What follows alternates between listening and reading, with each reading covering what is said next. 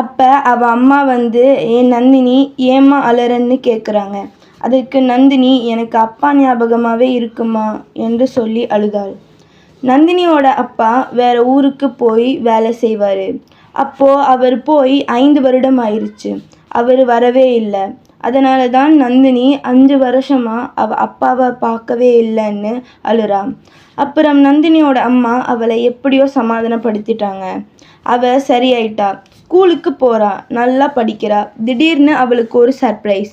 என்னன்னு பார்த்தா அவள் அப்பா ஊரில் இருந்து அவளுக்கு சாக்லேட்ஸ், டாய்ஸ் எல்லாம் வாங்கிட்டு வந்து அவளை சர்ப்ரைஸ் பண்ணுறாங்க.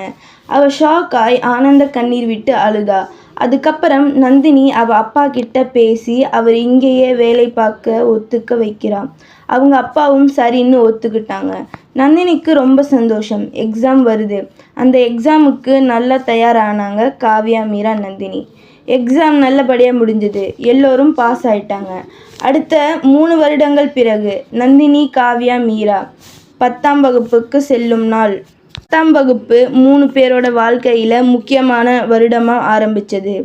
அடுத்த நொடி என்ன நடந்துச்சுன்னு தெரிஞ்சுக்கணும்னா அதுக்கு பார்ட் 10க்கு வெயிட் பண்ணுங்கள். மறக்காமல் லைக் பண்ணுங்கள்.